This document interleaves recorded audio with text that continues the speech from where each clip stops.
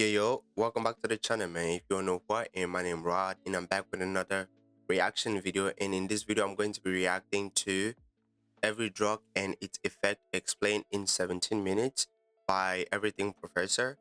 And before we get right into the video, please make sure you give this video a thumbs up and subscribe to the channel if you haven't done that yet. Turn on post notification and let's have a good time. Let's get right into the video. Caffeine is a stimulant, a chemical that speeds up your brain and nervous system. It's found in coffee, tea, soda, and energy drinks, powering billions of people every morning. For most, it isn't just a drink, it's a ritual. The day doesn't begin until that first sip hits. Once you drink it, caffeine enters your bloodstream and quickly travels to your brain. There, it blocks a chemical called adenosine, which is what tells your brain it's tired. So caffeine doesn't give you energy, it just hides your exhaustion. Your neurons start firing faster, your heart beats stronger, and suddenly you feel sharper, more alive. Within 20 to 30 minutes, the peak kicks in. You're focused, energized, and motivated. The world feels clearer, easier, more controllable. It's not euphoria, it's confidence in a cup. But as your body breaks it down, adenosine floods back, and you crash. That clear focus fades into irritability, jitteriness, and the creeping thought that maybe one more coffee will fix it. Caffeine is mildly addictive, but it hides behind routine. Over time, your brain adjusts and stops producing as much natural alertness. You need more caffeine to feel normal. Quit suddenly and you'll notice it: headaches, fatigue, and brain fog. We joke about needing coffee to live, but that's withdrawal disguised as culture. The truth is, caffeine doesn't wake you up. It just delays your tiredness until later. Nicotine. Nicotine. And before we get into nicotine right now, what do you guys think about caffeine though? I don't drink it. I'm not really a fan of it. I used to drink a lot of sodas, maybe like, not like a lot, but I used to drink sodas. I don't drink alcohol. I do not consume alcohol. So whenever I go to a function, it's either Coke or Red Bull. But now I'm not drinking. I don't drink none of that no more. So what do you guys think about what we just saw in the video? Because I've always had a feeling like caffeine. Whenever I drink anything like maybe soda or any, so I've always felt a weird, like I've always felt weird whenever I drank like Coke or um I've always felt weird whenever I drank like maybe Coke or Red Bull. I always get so tired the next morning and I have like this sharp headache. So I just stop because it's not really my thing. And maybe I'm just getting old. I don't know. But yeah, what do you guys think? Let me know your thoughts in the comment section and like the video. Is a fast-acting stimulant found in tobacco and vapes. The chemical nicotine is a fast-acting stimulant found in tobacco and vapes. The chemical that hooks people, not the smoke itself. It's inhaled through smoke or vapor, and within seconds it hits the brain, releasing a surge of dopamine, the chemical that makes you feel calm, focused, and content. At first, it feels perfect. Your heart rate rises just a little, your thoughts clear up, and stress melts away. That's the onset, a brief, clean high that feels controlled. For a few minutes, your brain runs smoother. But nicotine burns out quickly. As dopamine fades, the calm turns into tension, restlessness, and a craving for another hit. That's the come down, and it's what keeps people chained to the cycle. Yep. Each puff gives temporary relief from the discomfort that the last puff created. That's the trap. Nicotine doesn't actually relax you, it just resets withdrawal. Your brain learns that peace only exists between cravings. Over time, nicotine changes how your brain releases dopamine, meaning without it, everything feels dull and flat. Physically, it damages your lungs, blood vessels, and heart. But mentally, it's even worse. It convinces you that you can't cope without it. Alcohol. Alcohol is a Yeah. So I totally agree with what they said with nicotine because I've, you know, had my own fair share of life And I was mad excited when I was a kid, man. I was so excited about certain things. It was just the excitement and wanting to belong to a point where I started very young doing very crazy things, the cigarettes, anything smokable, alcohol as well. And it gets to a point where it just feels like you cannot live without it, you know. But right now it's I don't fancy none of it, to be honest. I don't. It used to be hookah. I'm not sure. Some people call it shisha. But it's just I get mad headaches whenever I smoke. So I'm at a point where I'm gradually drifting away from those things. So now it's pretty much just water and maybe, the so-called apple juice. It's,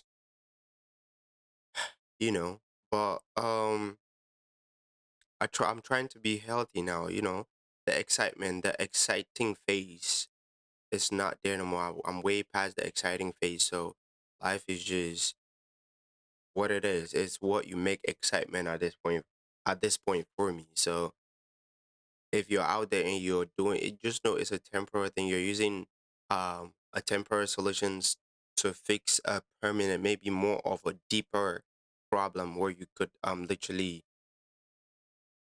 look deep. Try to figure out what is the problem. Why are you so tired all the time? Um you have to declutter your mind, figure out ways to do that, healthier ways rather than smoking or drinking or doing all these things. But then again, uh whatever you want to do, you're grown up and do what you gotta do. Present, meaning it slows down your brain and nervous system. It's drunk everywhere. At parties, dinners, celebrations, commiserations, people drink to loosen up, to forget, or just to belong. Once it enters your bloodstream, it starts disrupting how your brain communicates with itself. At first, that feels good. The onset brings warmth, relaxation, and a sense of confidence. You feel more open, more social. Your thoughts quiet down, your body relaxes, and the moment feels easy. For a while, alcohol seems like the key to connection. Then comes the peak. Judgment fades, emotions rise. You talk louder, laugh harder, maybe cross lines you wouldn't sober. The body starts losing balance, coordination slips, but the brain still feels like everything's fine. That's the illusion. Alcohol slows your brain while convincing you you're still in control. Eventually, the come down hits. The fun tilts into exhaustion. The warmth turns heavy. The buzz turns blurry. Hours later, you're dehydrated, nauseous, and foggy. The next morning, your brain chemistry crashes completely. The hangover. Alcohol is addictive in quiet, familiar ways. The more often you drink, the more your brain expects it to relax. Soon you're not drinking for fun, but just to feel normal. Over time, it damages your liver, weakens your heart, and erodes your self-control. It's a chemical that makes you feel alive while slowly dulling everything that makes you human. Cannabis. Cannabis is a All right, so when it comes to God damn, too close, my bad guys. Yeah, look, I'm still new with this mic thing. I'm still trying to figure out which one is good, and this one was just the tryout stage, so I had to get a cheaper one. I'm not that rich. Anyway, so look, what I'm trying to say is alcohol. I stopped consuming alcohol a little over 8 years ago. I haven't had a taste, not even a drop of it. And it's not because of any health issues. It was just a personal decision I chose to make because I got into alcohol when I was quite young. Like I was really, really young. And I did all of it. Like it was crazy. If you want to know the story, let me know in the comment section. I would really take the time and tell you guys the story in a well compact video. All the things I did, just like my childhood. If you want to know that, let me know in the comment section. I'll do that. And also, so for the alcohol, it always felt like to me, it was not something that excites me. It was more like I did that to belong. It was just for me to belong, to be honest with you, because I never really get the hype. It was like the hangover. Oh my god, the hangovers were so brutal when it like I'll bleed, I'll have headaches. Like, it was just crazy on my end. So it got to a point where I was just like, you know what? I'm done with this, bro. Like, what is this? Like, temporary excitement, then I'm dealing with these headaches. I can't really do nothing. And you make very stupid decisions. At that point, anything to you is a 10. Every and anything to you, you want to just chase it. Yeah, it was just weird. So, alcohol, I can't do that no more. When I see with people, they look at me like, oh, you think you're all that? I mean, if you think I'm all that, yes, I'm all that. You feel me? But it's just a personal decision. I'm not judging nobody that drinks alcohol, but personally, I'm not doing it. That's just me. Just saying. Psychoactive drug made from the marijuana plant. It's most often smoked, vaped, or eaten as an edible. The main active chemical is THC, which interacts with the brain's endocannabinoid system, the network that regulates mood, memory, and perception. When THC enters the bloodstream, it rushes to the brain and binds to receptors that normally handle natural chemicals called anandamides, molecules that help you feel relaxed and balanced. That's when the onset hits. Time slows down, your senses sharpen, and everything feels slightly funnier, warmer, softer. At its peak, cannabis can heighten creativity and calm, or tip into confusion and paranoia depending on the dose and mindset. Music sounds deeper, Yeah, colors feel stronger, and ideas seem profound. yeah, It's a distortion of normal reality that feels both dreamy and focused at once. yeah, As the come down begins, thought slows, speech drifts, and tiredness sets in. For some, it's gentle. For others, it's heavy, an invisible fog that lingers into the next morning. Cannabis is mildly addictive, but mostly psychologically. Regular use can dull motivation, mess with short-term memory, and in heavy doses, trigger anxiety or panic. It's often called harmless, but it quietly reshapes how your brain rewards relaxation. Cocaine. Cocaine is before we get to Mr. White. So this is the thing. When it comes to cannabis, weed, they call it. People say it's harmless. It's not that harmful. It doesn't, bro. I'm telling you, the PTSD I have from smoking weed that started when I was quite young as well. It's crazy, bro. I don't like. It's just crazy because when I like when I started, and it was fun. It got to a point where whenever I smoke, it's like I get too I get overly paranoid. It's like I'm constantly looking over my shoulder. It's just like someone is out to get me. And it just got me on my toes every time. I didn't like that feeling. Like I'm constantly looking over my I just feel like somebody's behind me trying to do something. It always felt like that. So I was just like, what is the point of smoking something that is gonna make me feel this way? And moreover, everything was funny. If we're sitting here and someone is dying, I'm gonna be laughing my ass off. I'm telling you, I'm gonna be dying of laughter because to me it's just like that's funny. And it was just I don't know that feeling. I did not like it. I mean, the laughing part it was alright, but the other I didn't like it, bro. I did not like it at all. It was just too much on me, and just the fact that you you like you want to eat your taste buds, everything tastes so good. Nothing hurts your feelings no more. I mean, I did like the aspect of not getting like not taking anything that serious, but any other thing, I yeah, not allow it. It was not really for me to be honest with you. So I just gave up that. I gave that up as well. So it's been like 8 years, weed, alcohol, and like 8 years, man. Here and there you might see hookah, but yeah, a powerful stimulant made from coca leaves, wards relaxation. Cocaine. Cocaine is a powerful stimulant made from coca leaves. It's most commonly snorted as a white powder, but can also be smoked or injected. Once it enters the bloodstream, it floods the brain with dopamine, blocking your body from reabsorbing it. Suddenly, your brain is drowning in pleasure signals. The onset is almost instant, a rush of euphoria, energy, and confidence. Your heart pounds, your pupils widen, and your brain feels electric. Yeah. Every thought feels brilliant. Every move feels perfect. You feel untouchable. At the peak, you're fast, focused, and alive. But the brain's reward system is already burning through its fuel. The high is sharp and short. Within minutes, dopamine levels crash, and the come down slams in. Anxiety rises, mood drops, and exhaustion hits. You crave more just to feel normal again. Cocaine is highly addictive. The brain quickly learns to link it with pleasure, motivation, and control. But it's an illusion. Each hit rewires you to need another. Over time, it damages the heart, constricts blood vessels, and rewires brain chemistry so deeply that joy without it feels impossible. MDMA. MDMA, better known as that joy without it feels impossible. MDMA. MDMA, better known as ecstasy or Molly, Oh, is a synthetic stimulant and hallucinogen. It's usually swallowed as a pill or capsule at parties or clubs.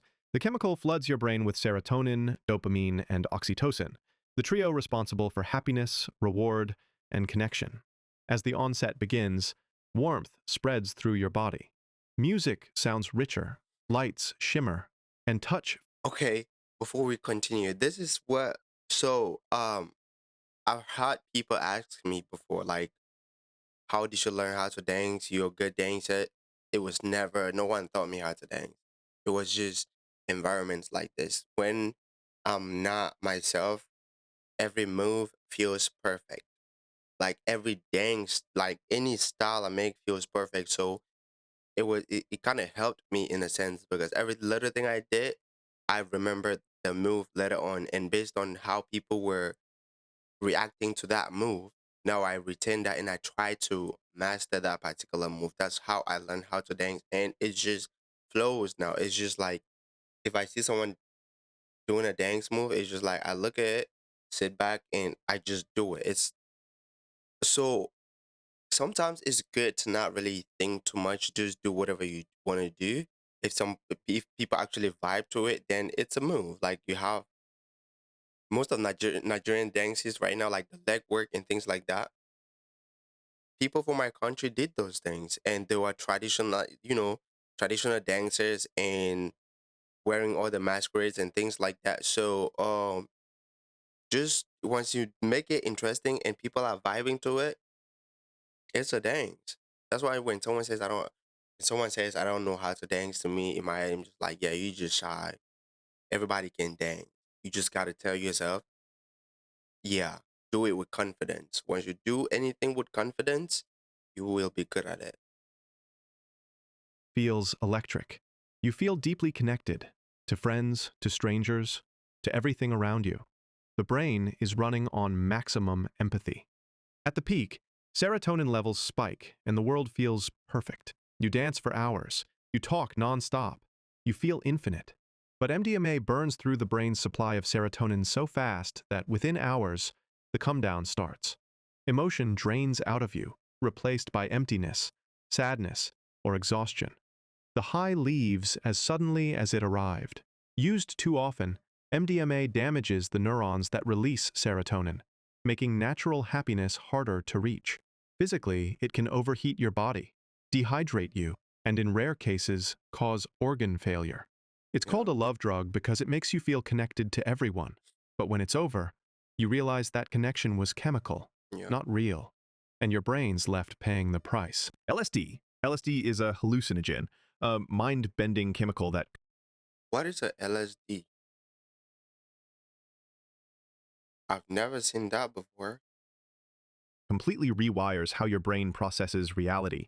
It's usually taken on tiny papers placed on the tongue, and the amount you ingest is microscopic, measured in millionths of a gram. Once it hits, LSD binds to serotonin receptors, particularly one called 5-HT2A, which helps shape perception and mood.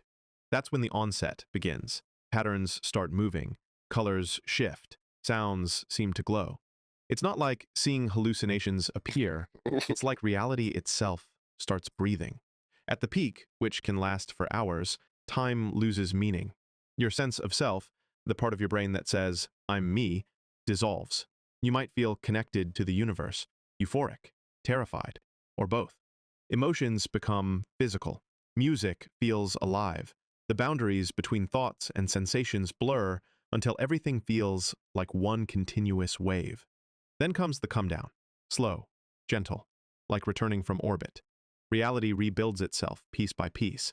You might feel calm, reflective, or emotionally drained.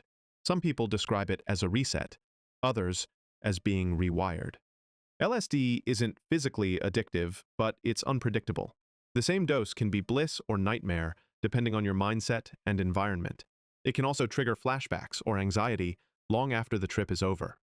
LSD opens the mind, but it doesn't always close the door cleanly behind it. Ketamine. Ketamine Based on this explanation, not saying you should do it, but LSD is not that bad as compared to the other ones, you know. It's not addictive one, which that is a heavy point, you know. But just don't do it, man. I don't know. Just don't do it. is a dissociative anesthetic, originally designed for surgery.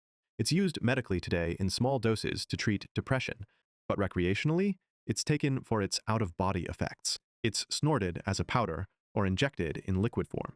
When it enters your system, ketamine blocks a chemical messenger called glutamate, which helps your brain process sensory input and maintain awareness. The onset comes fast. Within minutes, the world starts to feel distant, muffled, almost dreamlike. At the peak, perception detaches completely. ChatGPT can now create website wireframes. With our new custom GPT, we guide you through the process of creating a powerful prompt for your sitemap and wireframe. Try it in ChatGPT today.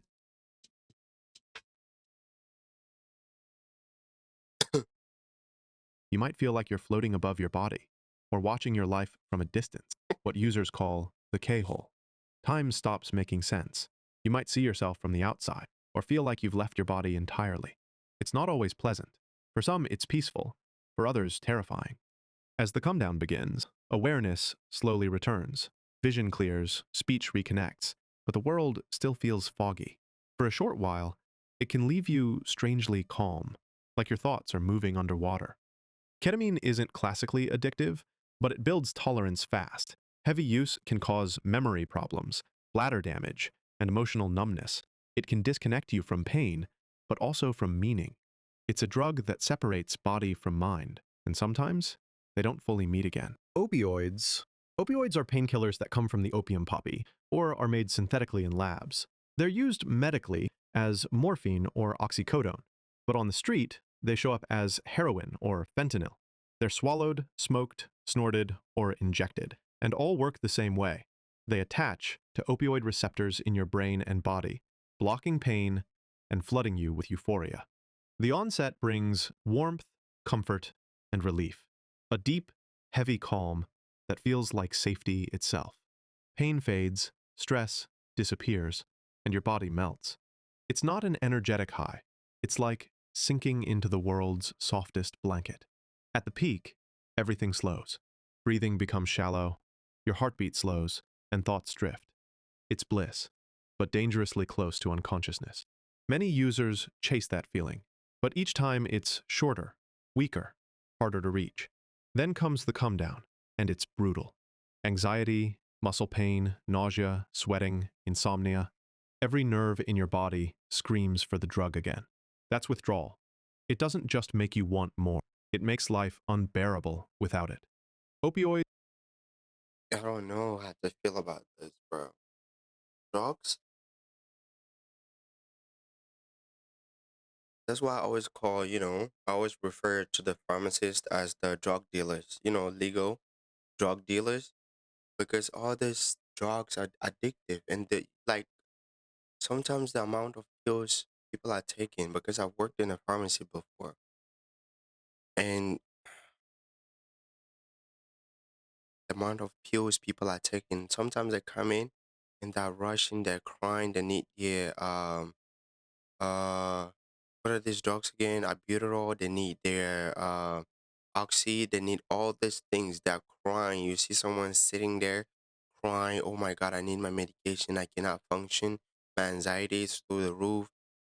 And I just feel like that's something constantly told yourself to a point where your body depends on those medication at that point. I'm not saying this applies to every, you know, scenario or case. It is different. But I just think we should try to do certain things, do things differently. We should try to train our bodies and our minds not to focus on this medication, because what are they gonna do? They don't even heal you. They just control what you got going on. They're controlling it. They're not healing you. They're not fixing what's wrong with you. And I just don't like it. Drugs are among the most addictive substances known. They rewire the brain's survival system, teaching it that the drug is as essential as air. Over time, they destroy tolerance, organs, relationships, everything. The warmth they give in the beginning is the same warmth they take away from everything else in life. Methamphetamine. Methamphetamine is a powerful stimulant, a chemical that floods your brain with dopamine and adrenaline, supercharging everything at once. It's often taken by smoking, swallowing, snorting, or injection, and within seconds, it hits like a lightning bolt. As the onset begins, energy explodes. Your heart races, your mind sharpens, and every sense turns up to maximum volume. You feel awake, And mind you, most of this medication, especially meth and oxy, methamphetamine and oxycodone, are mostly sold by some of them are sold by the pharmacist. Like they make a lot of money selling oxys to drug dealers, and like you're risking your license to sell to be so you're risking your license to be an illegal drug dealer when initially you were a legal drug dealer. Sometimes I just feel like people unstoppable, invincible. Run Windows, Linux, and more on your Mac with unmatched performance and compatibility.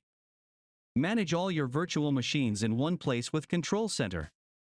Select a profile to match your needs, productivity, gaming. Talk becomes fast, thoughts move quicker than words, and sleep feels completely optional. At the peak, the rush is pure intensity. Confidence turns into euphoria. Motivation becomes obsession. You might clean your whole house, talk for hours, or chase a goal that suddenly feels like destiny. It feels like control, but your brain's just burning through its entire dopamine supply in one go. Then comes the come down, and it's harsh. Energy vanishes. The mind crashes into exhaustion, depression, and paranoia. The world feels gray, slow, and empty, a chemical hangover that can last for days. Meth is extremely addictive. Each high rewires your brain to crave that rush again, while destroying the system that creates pleasure naturally. Over time, it leads to severe weight loss, insomnia, hallucinations, and memory loss. Meth gives you energy that feels infinite, until you realize it's stolen from your future self. Psilocybin, better known as magic mushrooms, is a hallucinogen found in certain fungi. It's eaten what you guys normally call shrooms. That's what they call it, right? Shrooms. Yeah. Uh, raw, brewed as tea, or ground into capsules. Once consumed, the body converts psilocybin into psilocin, which interacts with serotonin receptors in the brain. The onset starts within half an hour. Your senses sharpen, patterns shimmer, and reality begins to ripple. Laughter comes easily. Music feels alive. You're aware of everything at once: your body, your breath, the air around you. At the peak, perception transforms completely. Colors pulse, time stretches, and you may feel a deep connection to nature, memory, or emotion. Some describe it as enlightenment, others as chaos. It's like your mind dissolves into something bigger, beautiful or overwhelming, depending on what you bring into it. As the come down arrives, thoughts settle. The world slowly rebuilds itself. You might feel peaceful, grateful, or emotionally open, but for some, it leaves confusion or anxiety that lingers for days. Psilocybin isn't physically addictive, but it's powerful. It can help people break old patterns, or, in the wrong setting, trigger panic or psychosis. Mushrooms don't show you something new. They just pull back the curtain on what's already in your mind. Benzodiazepines. Okay. I mean, it's not bad. Shrooms are not bad. Not addictive. Doesn't show you anything new. Just open your, give you a clearer view of what has already been there. It's not that bad. Not judging. You feel me? But one thing I'm gonna say for sure is we don't do weed over here. We do not do marijuana over here. Okay? Don't deal with those people. Don't do none of that. I mean, if you can drink here and there, that's calm. But yeah, we're not doing that. You feel me? So let's go to benzodiazepines. Benzo. Benzodiazepines. I think I know this medication. Benzodiazepines, or benzos, are sedatives prescribed to treat anxiety, panic attacks, or insomnia. They're usually are sedative ready in your.